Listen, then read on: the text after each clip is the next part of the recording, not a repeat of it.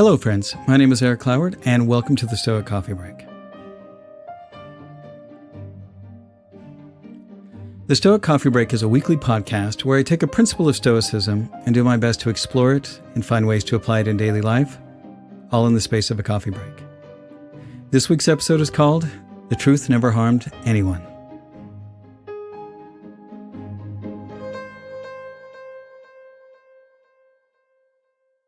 I want you to imagine something that you excel at, something that you're pretty confident about.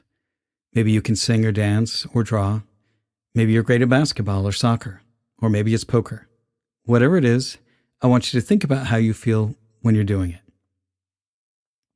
Now, I want you to imagine that you've just been doing this thing that you're awesome at, and someone comes up and starts critiquing you. How do you respond? Would you listen to this person? Would you get offended and annoyed? Would you think, who does this person think that they are to critique me? Even if this person was a leading expert in this area, would that change how you felt? Today I want to talk about one of the hardest things for us as humans to receive: criticism. Marcus Aurelius said, "It's the truth I'm after, and the truth never harmed anyone. What harms us is to persist in self-deceit and ignorance." Why is criticism so hard for us to hear? I think it's because deep down, no matter how good we are at something, we all harbor insecurities. We feel that we just aren't good enough as we pretend to be or want to be. And because our ego, our identity, is wrapped up in who we think we are, when something comes along and threatens that identity, it's really easy to get defensive. Our egos try and maintain these boundaries of who we think we are. Now, many of us, myself included, grew up in situations where we were frequently criticized by our caretakers and siblings, or even the community that we grew up in. And we were constantly told that through both subtle and direct ways of how often we fell short or were a disappointment. And in these situations, it's really hard to learn how to handle criticism effectively because the people who are supposed to be teaching us are the ones who are inflicting the wounds. The old adage of just toughing it out sometimes creates more wounds that never really heal. And we can become hypersensitive to criticism because those wounds just feel like they get reopened every time, and often feeling just as raw as they did when they first happened.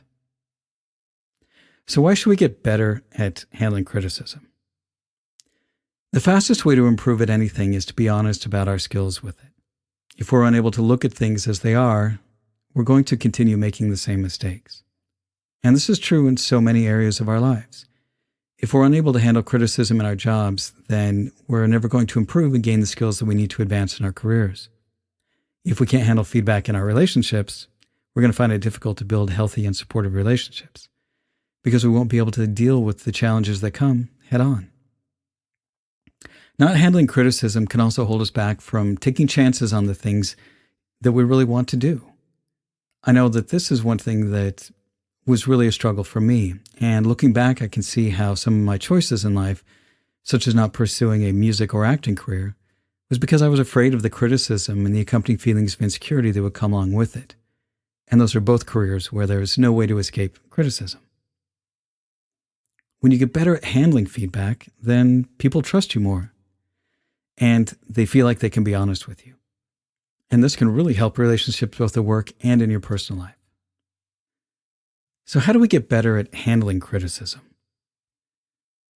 How do we transform ourselves from avoiding and resenting criticism to not just handling it well, but embracing it?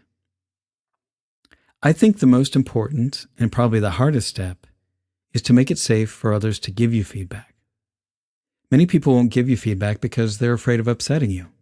Even when they've been prompted to, people oftentimes will not be completely honest because they just don't trust that there won't be repercussions for their candor. So how do you make it safe? Well, by listening, taking in the information, and thanking the other person for their candor. You don't debate, you don't argue, you say thanks, and you mean it. And this is not an easy thing, but it pays huge dividends in the long run. Now, when getting feedback, it is so easy for your ego to kick in and get defensive. And the thing is don't argue with the other person giving feedback. Remember that this is their opinion and they're entitled to their opinion.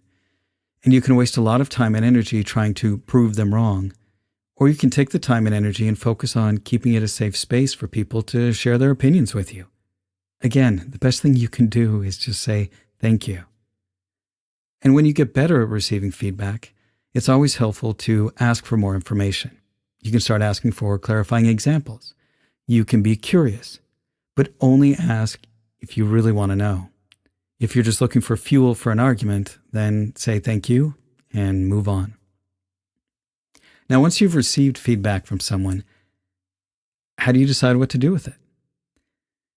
It's always good to bounce this off of somebody that you trust, because sometimes the advice isn't all that great, and sometimes your ego might get in the way.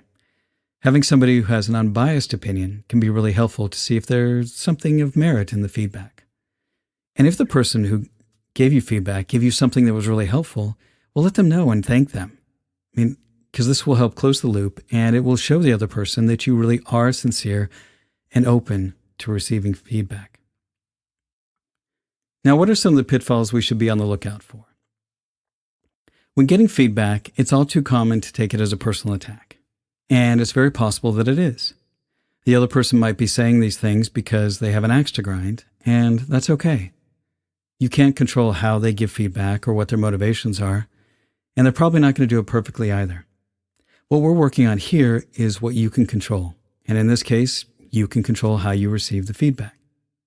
But think about how much power it gives you when somebody can try to personally attack you, and you can just take it and smile without getting ruffled. It's also important in this process that you don't hold a grudge. If you want to be someone who people trust with giving you their honest opinion, holding a grudge is one way to sabotage any efforts of creating a safe space for people who might tell you the truth. Receiving feedback is one of the fastest ways to help us grow, but it's one of the hardest skills to master. Our own insecurities and egos are always getting in the way. But when we develop the skills to be open to honest feedback, we are much better able to handle our emotions, others are much more open and honest with us, and we can spot and work on our shortcomings much faster. And that's the end of this week's Stoic Coffee Break. Be good to yourselves, be good to others, and thanks for listening.